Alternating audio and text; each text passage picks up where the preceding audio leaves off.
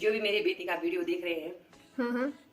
वो उसको ज़्यादा से ज़्यादा लाइक शेयर और सब्सक्राइब करें। वाह। ये आपसे मेरी विनती है। अच्छा, फेमस कर दो मेरी बेटी। फेमस कर दे।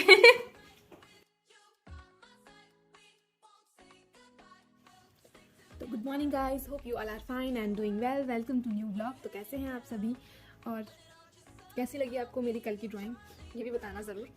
तो अभी तो हम उठे, अभी तो नहीं, आज हम थोड़ा सा लेट उठे। आज हम हल्का सा लेट उठे, मतलब कल के टाइमिंग से हल्का सा लेट जो कि था। आज हम उठे 5:15 पे, कल हम थोड़ा जल्दी उठ गए थे, 5 बजे उठ गए थे कल। हाँ, तो अभी तो आज भी मैं कॉलेज नहीं जा रही। आज ट्यूसडे ना, मंडे ट्यूसडे को मैं कॉलेज नहीं जाती क्योंकि मंडे ट्यूसडे को प्रैक्टिकल नहीं होता और फिर बाकी दिन जाती नहीं, बाकी दिन प्रैक्टिकल होता है। और कॉलेज जाके पूरा दिन ऐसे निकल जाता है, ज़्यादा पढ़ाई नहीं हो पाती। पढ़ाई का मतलब काम भी नहीं होता उतना, तो घर में तो थोड़ा बहुत काम भी जाता है, थोड़ी बहुत पढ़ाई भी जाती है। तो आज हम जो मैंने बुक ली है नो स्टॉपिंग यू, उसका सेकंड चैप्टर पढ़ेंगे, मतलब सेकंड पार्ट पढ़ेंगे, जिसका नाम है द हिकअप। अब देखते हैं उसमें क्या लिखा हुआ है, उसमें क्या सीख मिल रही है। तो पहले तो काम हम करेंगे आज थोड़ा सा, तो फिर कल चलते हैं काम करने। गाइस, मुझे सब कुछ समेटना पड़ेगा क्योंकि आज मुझे काम मिला है रूम्स ठीक करने का। और दिन तो ये काम मम्मी करती है, लेकिन आज ये काम मुझे मिला है। अभी तक हालत ये है, कुछ ऐसी कुछ हालत है, ये देखो इन सबको मुझे ठीक करना है। गाइस, इस ग्रीन टी टाइम मम्मी को भी दी है मैंने, अभी मम्मी भी पी रही है। मम्मी तो कहीं जाने के लिए तैयार हो रही है। मम्मी प्रकट होना जरा। हाँ, लिपस्टिक लगा रहे हो।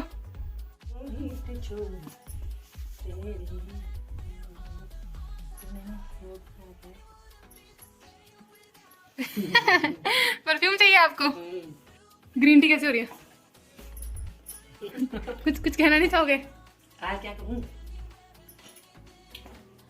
आज कुछ नहीं कहना? ओके, फिर चलते हैं फिर। नहीं, मैं बोलती हूँ अभी। हाँ। जो भी मेरी बेटी का वीडियो देख रहे हैं हाँ। वो उसको ज़्यादा से ज़्यादा लाइक शेयर और सब्सक्राइब करें। वाह। ये आपसे मेरी विनती है। अच्छा, फेमस कर दो मेरी बेटी। फेमस कर दे। तो आज है सेकंड चैप्टर पढ़ने की बारी, जिसका नाम है द इनिशियल हिकअप।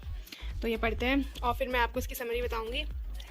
तो शुरू करते हैं। तो मैंने इसमें पढ़ा कि क्या होता है कि वो उसका माइंड बहुत अनकॉन्शियस होता है। जो राइटर है उसका माइंड बहुत अनकॉन्शियस होता है, वो जान नहीं पा रही होती है उसके आसपास हल्ला हो रहा होता है। वो बहुत मतलब पता, वो सांस ले रही होती है लेकिन उसे पता नहीं होता है कि आसपास क्या हो रहा है, वो कुछ फील नहीं कर पाती है।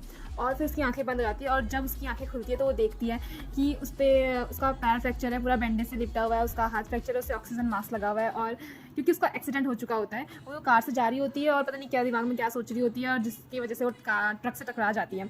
उसके बाद 1 हफ्ते बाद उसकी आंखें खुलती है, तो फिर वो जानती है, वो नर्स से पूछती है कि मैं कितने टाइम से यहाँ पे हूँ, तो नर्स उसे बताती है 1 हफ्ते से। उसके बाद फिर वो अपने फैमिली मेम्बर्स से मिलती है और देखती है कि वो कितना खुश है, उन्हें मतलब वो उसे जिंदा देख के कितना खुश है। तो वो पहले तो बहुत हैरान होती है कि इतने बड़े एक्सीडेंट के बाद मैं कैसे बच गई।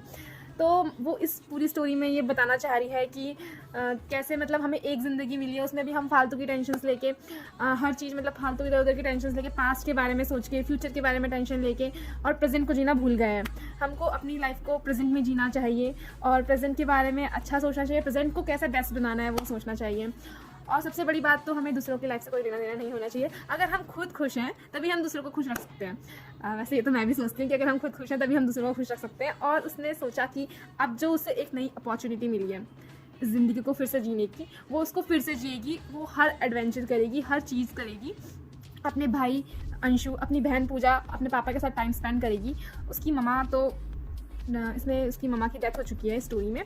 तो फिर बस इतना ही था। और इसमें बोला है कि, तो इसमें उसने लास्ट में ये कहा है कि all of us are given just this one life, we shouldn't waste it on trivial issues. मतलब कि हम सबको एक ही ज़िंदगी मिली है और इसको हमें फालतू चीज़ों पे बिल्कुल वेस्ट नहीं करना है। अपना फोकस करना है, अपने आप आगे बढ़ना है, ऊंचाइयों को छूना है, जैसे कि मैंने कल भी कहा था।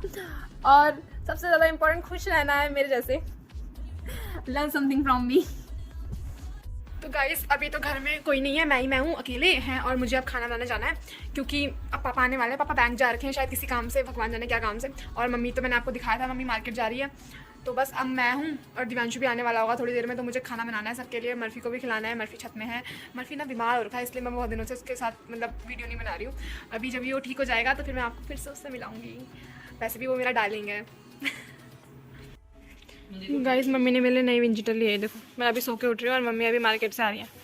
ये तरह मम्मी ने मेरे लिए नई विंचिटर ली है ब्लैक कलर की। ये दिखाओ ना प्यूमा। मम्मी ये असली प्यूमा है? मुझे नहीं है पता यार। कितने की पड़ी है आपको? गाइस अब मैं कराटे क्लास जा रही हूँ और मम्मी को गुस्सा आ रहा है। मम्मी क्यों आ रहा है आपको गुस्सा? अब मैं नई विंचिटर ट्राई कर रही हूँ कि मुझे इसमें ठंड लगती है कि नहीं लगती है।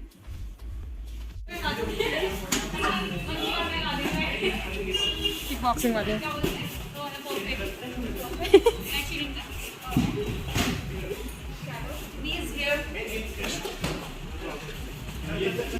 गाइस मैं घर पहुंच चुकी हूँ और घर में तो मुझे अभी कोई नहीं दिख रहा है। तो गाइस आज की बातचीत गपशप यहीं पे ख़त्म करते हुए आज के ब्लॉग को विराम देते हैं। और यहाँ पे दिव्यांशु भी है, इसे बहुत नींद आ रही है। और अभी हमने खाना खाया है और मम्मी पूछ रही कि मेरे लिए लोग क्या कमेंट कर रहे हैं। तो फिर कल मिलेंगे फिर से एक नई शुरुआत के साथ। तो आज हमने जैसा सीखा था कि हमें खुद खुश रहना है, तो खुश रहिए और दूसरों को भी खुश रखिए। Bye, good night, sweet dreams.